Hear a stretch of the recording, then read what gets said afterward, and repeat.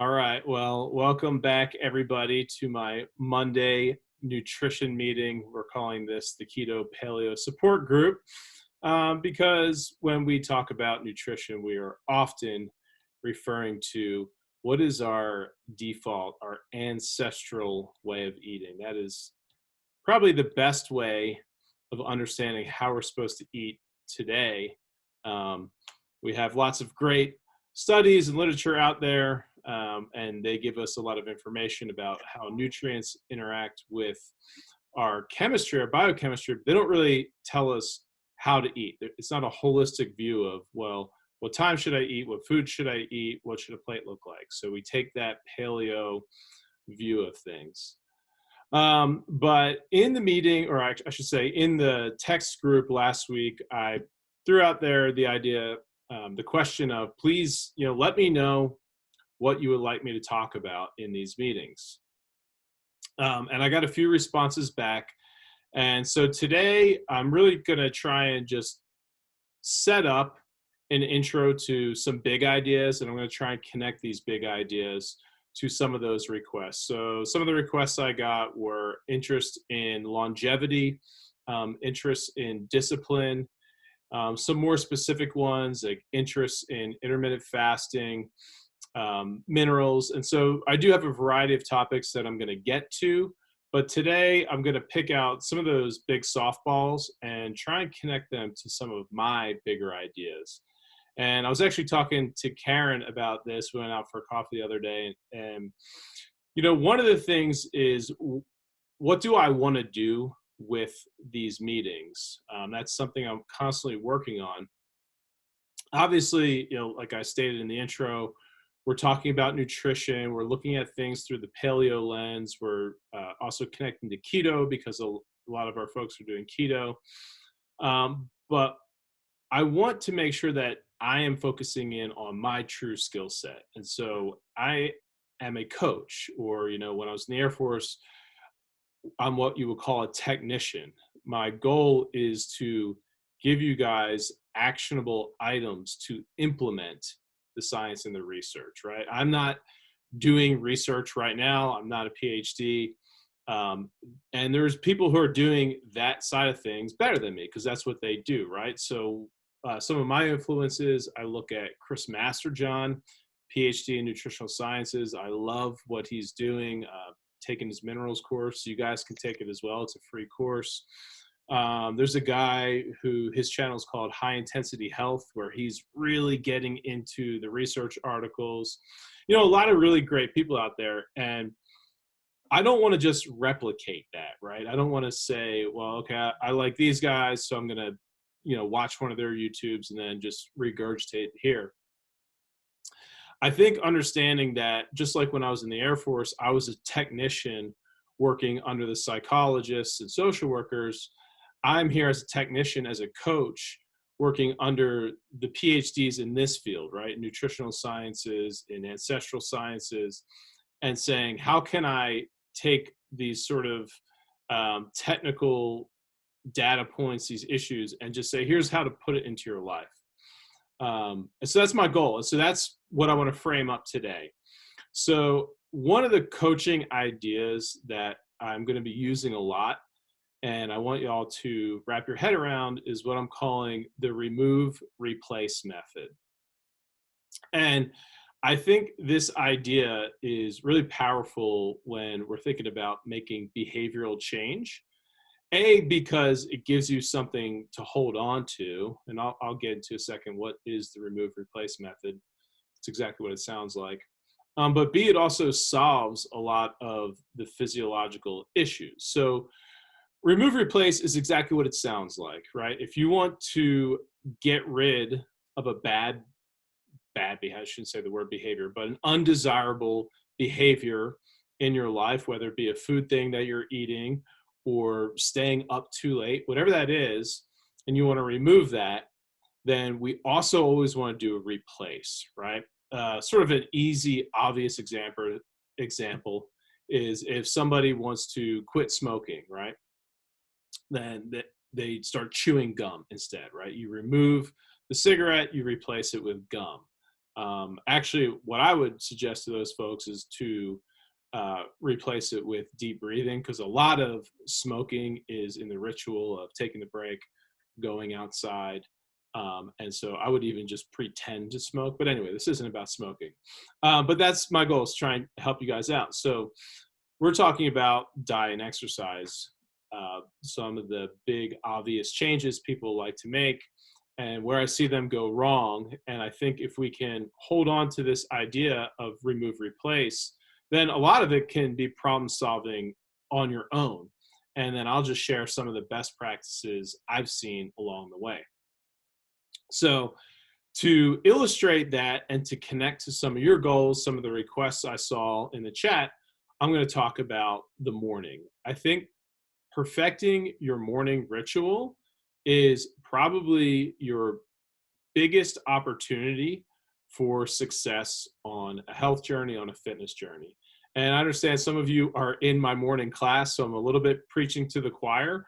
But even you guys, you might hear something today that triggers some ideas of how maybe you can make your morning even better. So let's address longevity, okay?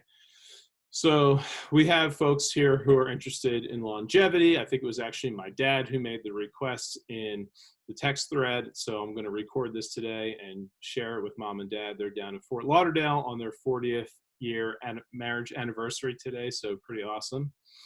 Congrats, mom and dad, if you guys watch this. So a couple of things are in the field of longevity, and if you guys want to look for some of the thought leaders, you can look at David Sinclair, Peter Attia are probably my two biggest influences on who's really delving in to the longevity research. And they have hours and hours and hours of video where they're teasing out, all the details of the studies and whatnot. But really where the study is at is this. You need two big things, and I'll even add in a third thing. Number one is cardiovascular fitness. Okay, this is Peter Attia is the one who I'm always citing. He basically says if you can get your cardiovascular fitness to an elite level, then you'll have a 5-fold reduction in all-cause mortality. And you can imagine, even if you don't get to the elite level, you're going to still have pretty amazing benefits. There's no food, there's no diet, there's no supplement, there's really no anything that can even come close to that effect. Okay, so to this day, improving your cardiovascular fitness still reigns supreme. That's why my morning crew, you guys, Karen, I think said it today, you are obsessed with the rower dentists. You're obsessed with these things. I am. I'm kind of becoming obsessed, but what I'm really obsessed with is getting you guys fit cardiovascularly. Okay, so number one is cardiovascular fitness. Number two, and this you'll see how this really relates today, is intermittent fasting. This is where all the research is going. And so I shouldn't even say there's arguments, but everybody's trying to figure out what's the perfect fast. But really, at the end of the day, you have the extremists who are doing a 1 meal a day, and then you're having sort of moderates doing 2 meals a day. Okay, so the rest is kind of on you to figure out where you fall in. I think it also falls in with your goals. Last year, I had weight gain goals. I was trying to get big and strong. I was still doing an intermittent fast, and really that was just a carryover from old behaviors. And I was doing 3 meals a day. So we talked about last week, intermittent fasting in the context of practical daily application is just having a shortened eating window and a prolonged fasting window. If you're sleeping 8 hours at night, you are doing a fast. That's why they call it the morning meal break fast, right? Breakfast. So the progression to get to a more prolonged fast is to have your last meal of the day end a little bit earlier. So if you used to eat, if you go to bed at 10, you used to eat a snack at 9 p.m., Well, now we want to cut off with dinner, 6 p.m., something like that. And then the big progress area or room for improvement is going to be breakfast. Okay. Skipping breakfast. When you go to sleep at night, everything resets. Okay.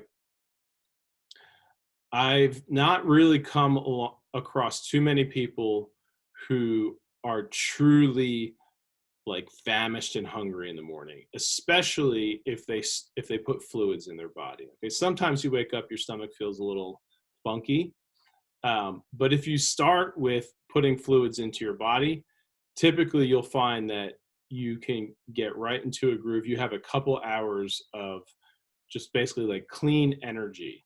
And that's because you're in ketosis. So we talked about this last week. True natural, Paleolithic. The reason our bodies go into ketosis is to survive fasting.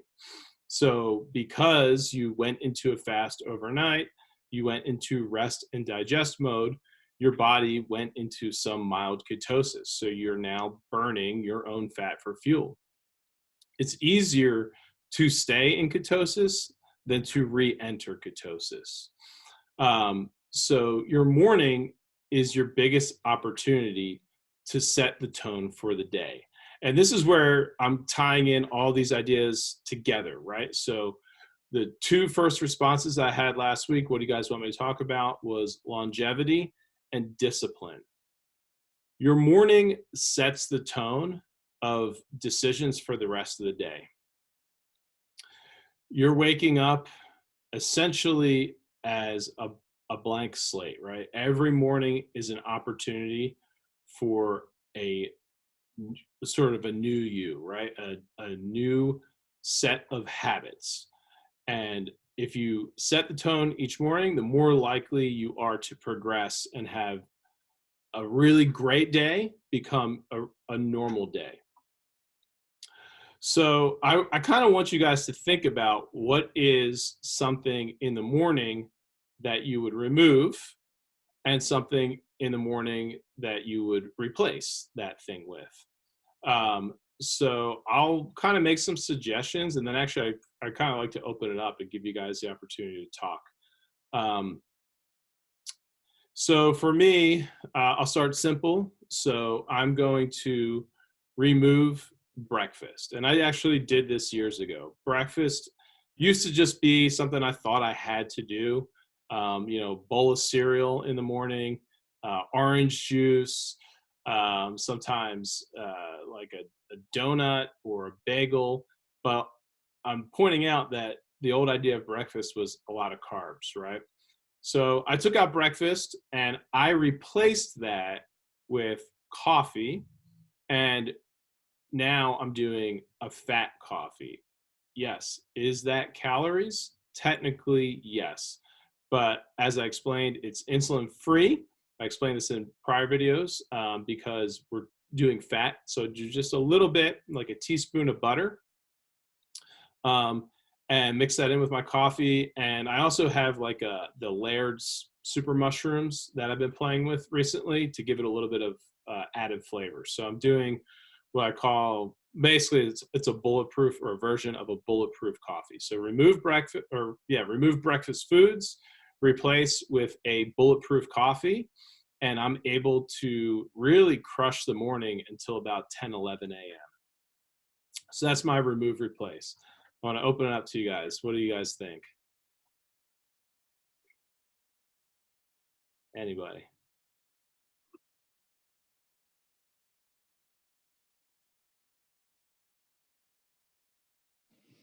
Okay, Dennis, you got to give me something else besides the butter mushroom coffee. Yeah, you don't have to do my thing. That's what I'm saying. Is there something, in your morning that you're thinking this is not in alignment with my goals, right? And so that's why it is individual. I think all of us here have similar goals. It's to improve our fitness, probably to lose some body fat, live a little bit longer, live more pain-free. So yeah, maybe that will help, like state your kind of most imminent goal and then think about, is there anything in the morning that can be improved upon there? So even if we're not talking about nutrition, I could replace my early morning laziness with 10 minutes of cardio. Yes, Okay. exactly. Yeah. So then if I do that, then what do I do when I'm hungry after that? That's the balance for me. Not exercise. Exercising doesn't always make me hungry. In fact, sometimes it's kind of an appetite killer for a while. Yeah. But like today, because I worked out at 8 o'clock, I have been hungry all morning. Now, I've made good choices. So, I mean, it's not that I come home and eat 11 donuts and, make all these horrible choices. I made really good choices. Yeah.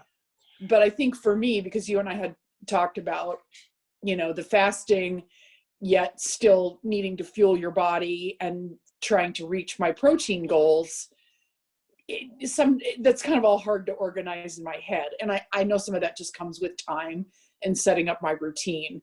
But I'm also looking for, maybe my own bulletproof coffee that becomes a little bit more of a stable morning breakfast. And then, if I'm hungry by 11 o'clock, then I, it can be lunchtime, and then maybe I fast until 6 o'clock when I have dinner. I mean, it's just kind of like, I don't know how to figure all that out.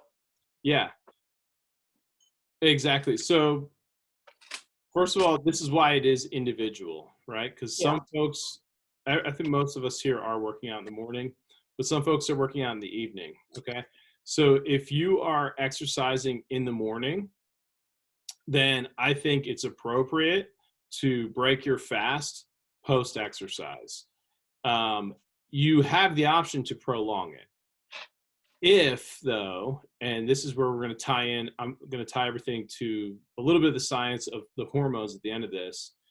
If you work out at 8, so you finished up at 9, you probably got home, it was 9:30. If you are actually truly hungry, which I believe you are after a workout, then Yeah. it's time to eat. But you've already achieved a fast there, right? So now we just look at, this is when your fasting window starts. So you're starting 9:30, and then you choose, where you want to end, and that can evolve over time. Mm-hmm. A good goal is an 8-hour fasting window to start out. So do you, in essence, have 2 of those in the day then? Your overnight fast? And Yeah. then, No, so you would just have your overnight fast. The goal is to have a prolonged overnight fast. okay. So So basically, early, like I don't eat after 8 o'clock because we're just late dinner eaters here. yeah. And then I don't usually, I get up at 6:30, I have a cup of coffee. And then usually if I'm not working out in the morning, usually within an hour, 90 minutes. So say by 8 o'clock or so, then I'm having some protein for breakfast. And sometimes it's, protein oatmeal. Oftentimes it's eggs, some low fat sausage, something like that. Yeah. But then I typically am not that interested in lunch. So I'm not eating again until like 2:30.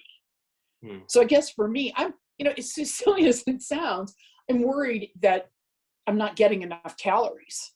Yeah. So, okay, so this is actually going to be a good time to tie into some of the science. So, what you just laid out was a 12-hour window. So you're only at about a half and half. You basically eat when you're awake and you don't when you're asleep, right? Right. So what happens during the fasting, and why this relates to longevity, is your body, in that, we'll call it in that rest and digest state, is able to go into a cellular process called autophagy, where your cells are cleaning themselves up, right? You have a lot of metabolic waste, you have old cells, senescent cells, and your body needs to go into cleanup mode. When you're eating, let's say you're eating even 15 hours, like you roll out of bed, you start eating. Again, maybe you're eating small meals throughout the day, not to call anybody out, and you are a midnight snacker, you roll out of bed. You're like never going into that state, right? And so the longer your fast, the deeper into autophagy you can get. And that's why they think this prolongs people's lives because we're cleaning up those deranged cells, the DNA that's kind of gotten misfolded. Essentially, these proteins get misfolded. And so you can go into autophagy. The deepest level of autophagy, I think I'm going to get this wrong, but it's like something like 90 hours, right? But even the guys who are studying this and saying it would be best to do 90 hours don't. They do one meal a day because we recognize that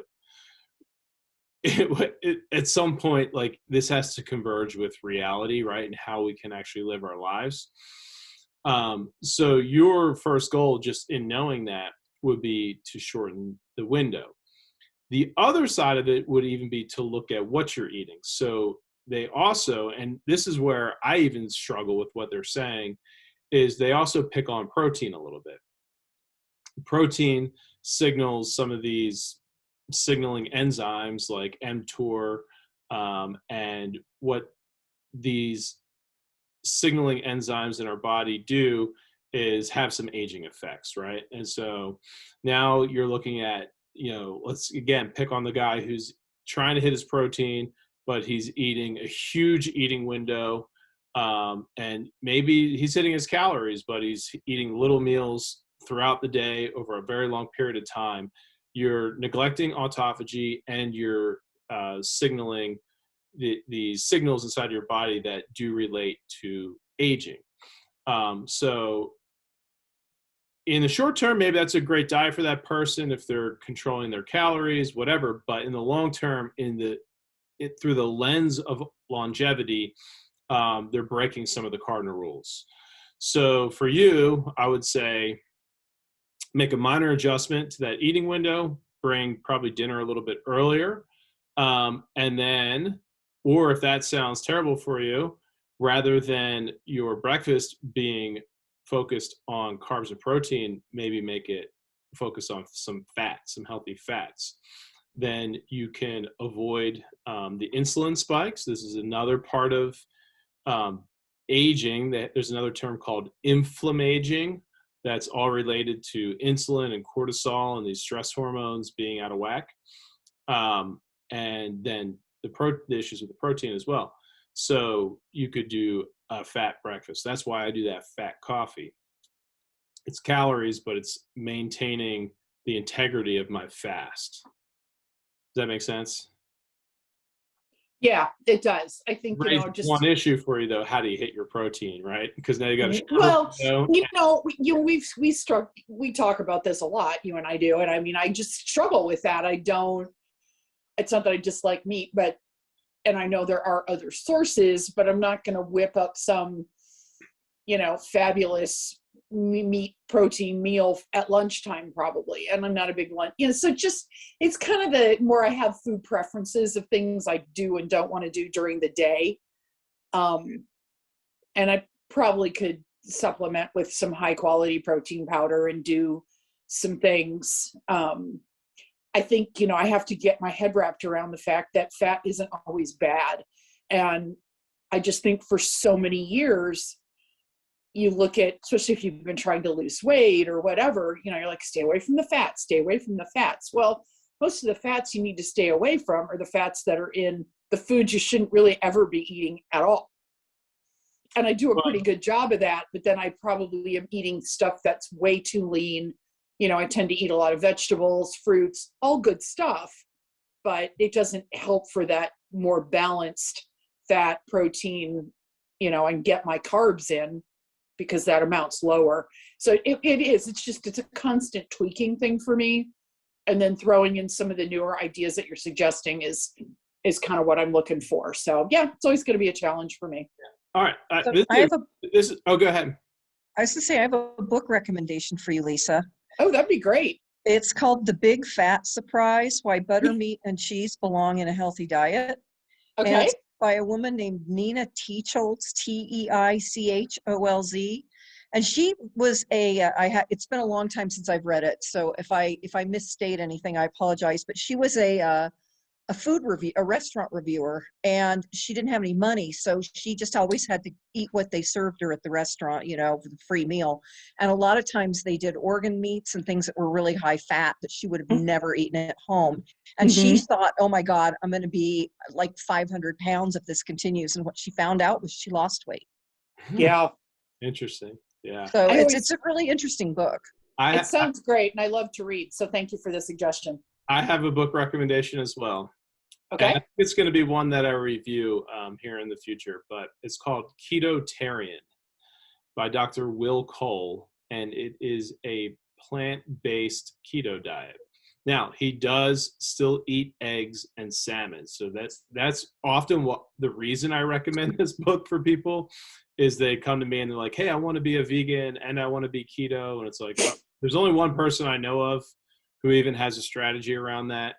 And even he tells his own story and how he realized he still needs to eat eggs and salmon to have a full diet. But I want to stick on that thought with you. So on the picture, on the cover of his book is an egg, a poached egg or whatever, a soft boiled egg, inside of an avocado, half of an avocado. Okay. So, hint, hint. I want to think about this idea of remove, replace, and talk about your breakfast. So your post-workout breakfast. So you're fasted coming into the workout this morning, right? Just coffee? I did have, what did I eat this morning? No, it was just coffee this morning. Yeah, because I worked out at 8. So yeah, I just did coffee. Perfect. So coffee, workout. Now, what's your breakfast going to look like? Or what did it look like? This morning it looked like a piece of a pretty good blended fiber bread and 3 chicken sausages. Okay. And it's not perfect, but it keeps me full, gives me some fat. The protein's decent. Yeah. In all honesty, I like that. It's a good breakfast. But if we want to play the game of remove, replace, and if your goal, right, if you're like, hey, my goal is really this longevity aspect, okay? Absolutely. We do have to tease that out, because if the goal is sports performance, I want to, like, whatever, max out some performance metric in the next 12 weeks, then we're having I think those years have passed. Sorry? I think those years have passed. Yeah, but we are having a different conversation if that's the case. And I think that's something, people at home miss. If whoever's going to watch this on YouTube someday, these are different conversations. But if the conversation is longevity and we're taking the remove, replace method, then what I would say is remove the carbs and replace with fats. So you talk about the sausages, they could stay. I would add in eggs and a good healthy fat, because I think people get a little squeamish around only doing animal proteins and fats. And I agree, you need some plants in your life. Avocado. So that's a hell of a breakfast right there. Eggs, avocado, and sausage, whatever kind of sausage. And you're going to be full. Yeah. And you're going to have a zero insulin response. There's, maybe a tiny bit of carbs in the avocado, but you're going to have a very negligible insulin response. Insulin it's an anabolic hormone in the body. Okay.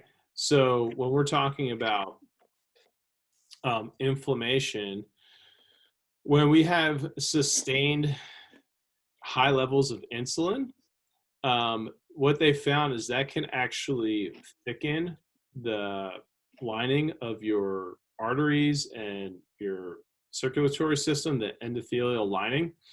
And that can then screw up some of the signaling for those arteries and veins to dilate. Okay. That's a short version of it.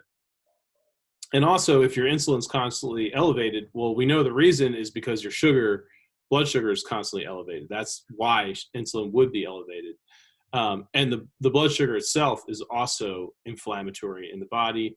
It's damaging to tissues if it stays too inflamed. That's why insulin aggressively wants to pull excess sugar out of the blood and put it somewhere else that it belongs. And the blood sugar can also just like collide with things, right? There's these things called AGEs. They're advanced glycation end products, something like that. And basically they're sticky proteins, right? So you've got proteins in your blood and excess blood sugar, and these sugars and proteins combine to make these weird sticky proteins that are inflammatory in our tissues.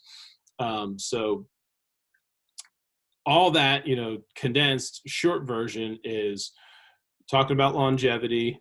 We want to prolong our fast, and we want to minimize our insulin spikes. We can do that through focusing in on fats and proteins. We can do that with a fat and protein centric, really a fat centric breakfast. The last piece of that as well, when we're talking about discipline, right? My brother asked about discipline. Well, a big part of discipline is just removing the temptation in the first place.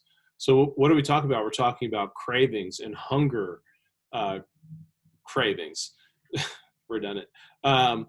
And so when we spike insulin and insulin goes to work, what it does is it pulls the blood sugar out of our body or out of our blood, puts it into our muscles, our liver, our fat.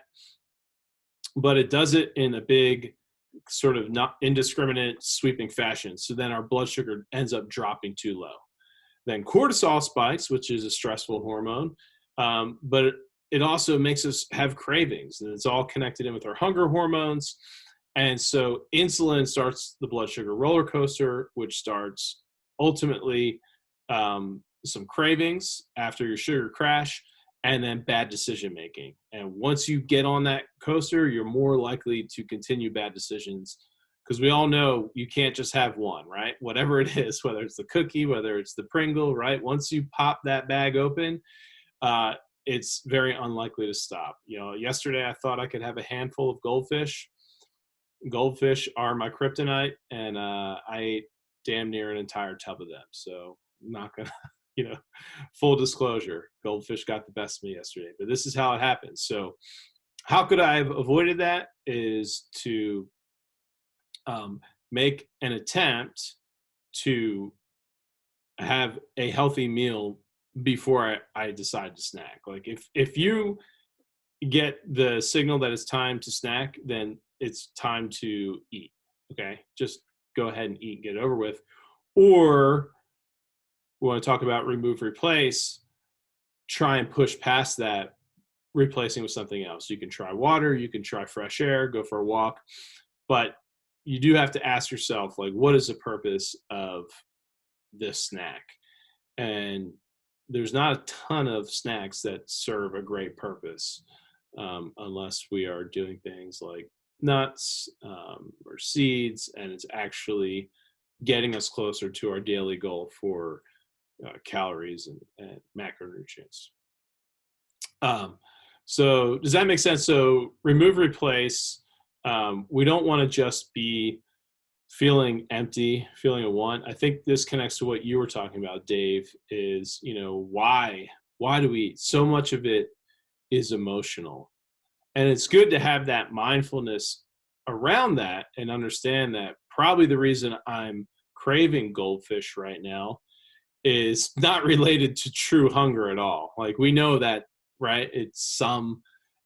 For me, it's like, I work 6 days a week, so Sunday is supposed to be my down day, but it's not always easy to relax. I'm trying to make myself relax. I finished up the season of 1883 yesterday, but in order to actually get my butt in the seat, it's like, what would keep me here is if I could just snack a little bit, right?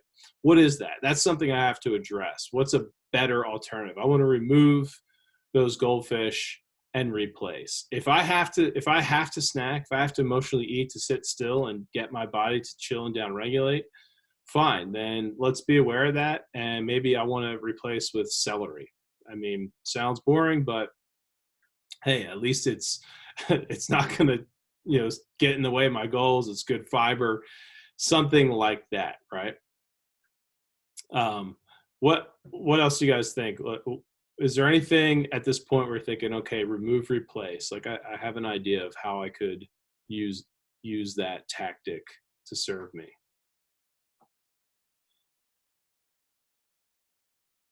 What I like is it keeps it simple, kind of a one thing at a time, because I think I get overwhelmed by, all right, let's revamp my diet now. Let's take a look. And I start, recording all my food again, and I take a look at it, and it shows you where you can improve and cut some things out, or where you're lacking. And I love that, but it's not a strategy. I mean, it's just, it's kind of like my checkbook. You record all the things that you spend money on and the deposits you make, and you know where your balance is. And that's kind of what the food tracker does for me.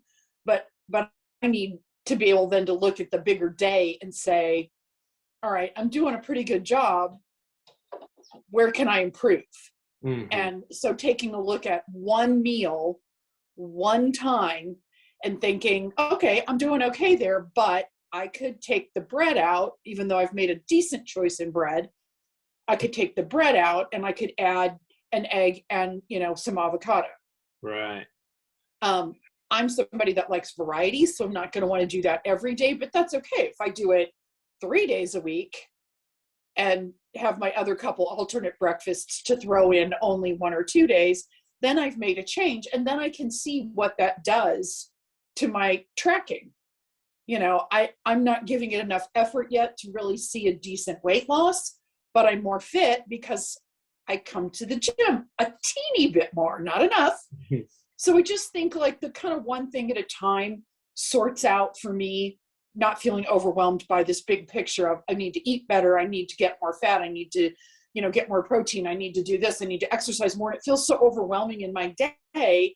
I too want to sit down with a box of goldfish, and just skip the whole thing. So I'm going to take that, kind of reevaluate, remove, and replace thing, and run with that.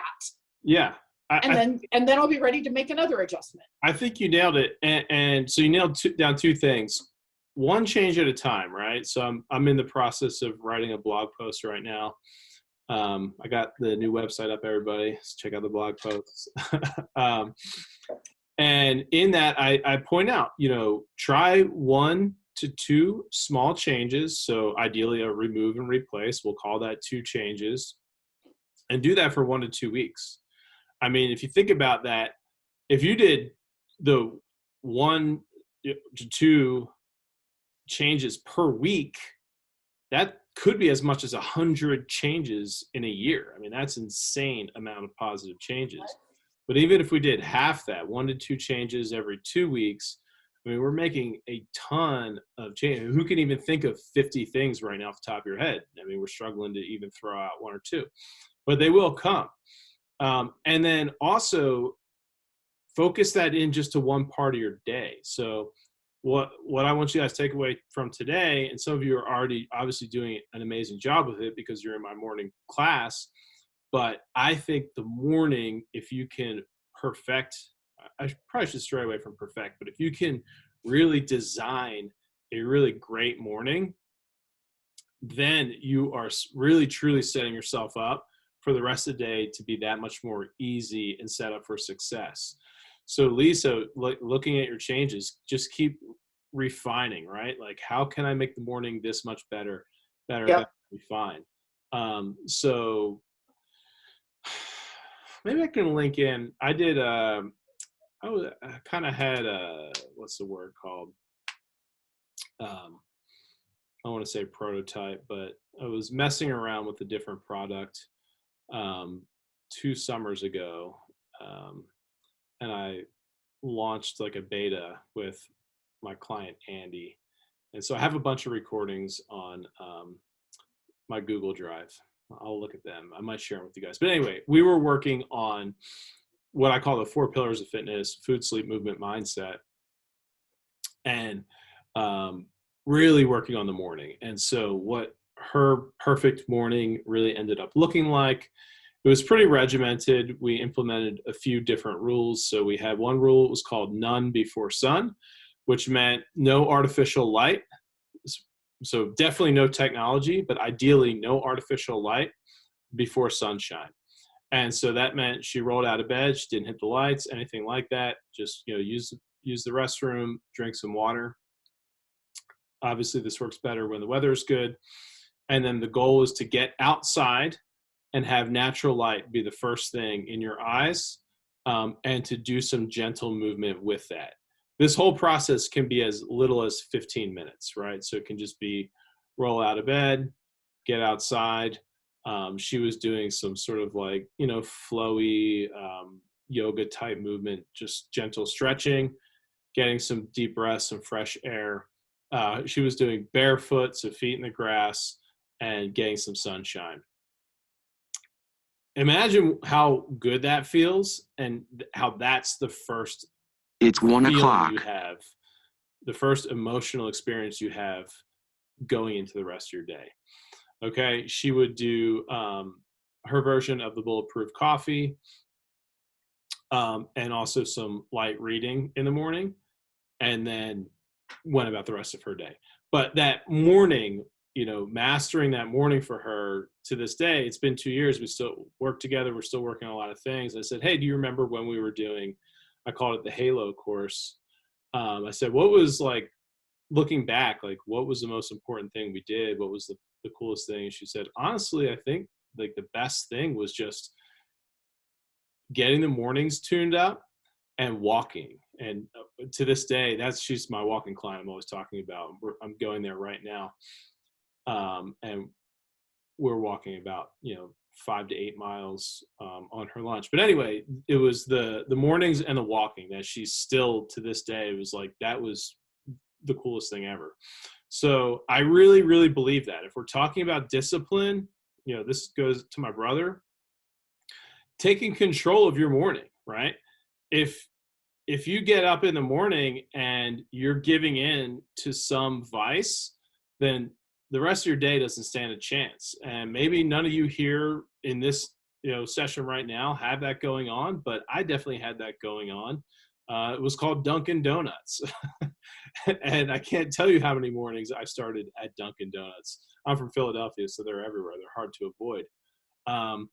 But I assure you, I wasn't doing the healthy way at Dunkin' Donuts, if there is such a thing. And so I needed to remove that and replace it with something better. So that's your first discipline, right? If you can change that and take control of just your breakfast, now you're exercising discipline. Okay. So before you can, be motivated to work out 5 days a week or do whatever it is that you have in your mind that requires discipline, then you need to exercise discipline over the obvious things. And maybe that means not logging onto Instagram or Facebook right first thing in the morning. Maybe that means not listening to the news right first thing in the morning. You think about it. Whenever we get on these social media mediums, whatever it is, even if it's the news, we're now handing over our internal dialogue, our internal, our emotions. Basically, we're handing that over to somebody else. And a lot of times it's like Russian roulette. We have no idea what we're going to get. You get on Instagram, you have no idea what you're going to see. On Facebook, you have no idea. YouTube, and you're hoping it's something cool and exciting and interesting, but it could be something that puts you in a horrible mood. It could make you feel bad about yourself. It could scare you. It could piss you off. And you just gave that away. So take control of your morning. Give yourselves 2 hours in the morning that are yours, that are about you, and they're in alignment with your goals. And then go from there. And we will go from there. But that's what I really want to hone in on today. So that's all I got. What do you guys got? That was great. Thank you. That was great. I know when I used to be an early morning workout person, and getting me there at 8 o'clock today is not an easy feat, but my workout's done and I don't want to screw up the rest of my day with all of that stuff that you talked about. Whereas if I think I'm going to, I'll work out later this afternoon, stuff comes up, and then you're scrambling because everybody's going in multiple directions for dinner and it's not planned well.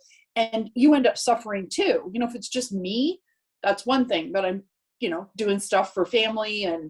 And so this way I can control most of my day for myself and make some changes and some better choices, and I've already exercised. So if things go a little awry at the end of the day, it doesn't ruin everything because I didn't put all of my good living eggs in that 6 p.m. basket that now somebody dumped upside down. So I like that. It makes me feel more energized. It makes me feel like I'm working a little harder at it when I know that this time for me is what I can control. So I like your thoughts, and I like the way you love the way you organize things into, little groups and plans of things. Every plan isn't perfect for me, but sometimes you touch on some things that I can pull out to put in my own plan. And I love that. So thank you. Thank you. Awesome. Anybody else? Yeah, I'm going to try and shake up my breakfast. I do the shake routine most days of the week, especially after I work out, but I'm really tired of it. Yeah. But so I don't want to eat eggs every day though, because my body doesn't really love eggs and it doesn't love dairy. So, bacon, avocado, steak, what else? Like Even nuts. oh, nuts I can't stop eating. Okay. Fair enough. Fair enough. What are some healthy fats? Olives. I don't know if you like olives. I love olives. Yeah. Yeah, olives. Yeah, think outside of the box. There's no such thing as a breakfast food, a lunch food, or a dinner food. There's just, foods that are good for you and that get you closer to your goals. I know you don't love dairy, but potentially certain yogurts might work out. Well, there's like the cashew yogurts too, but a Yeah. lot of that stuff has, I Yeah. don't buy the plain because it doesn't taste good. So then you've got the sugar. You have to be careful with that. You could always do lox, the old salmon. Ooh, smoked salmon. Yeah. Yeah, I used to do that. Got Yeah. expensive though, but I can still do it. very true. But yeah, that's it, right?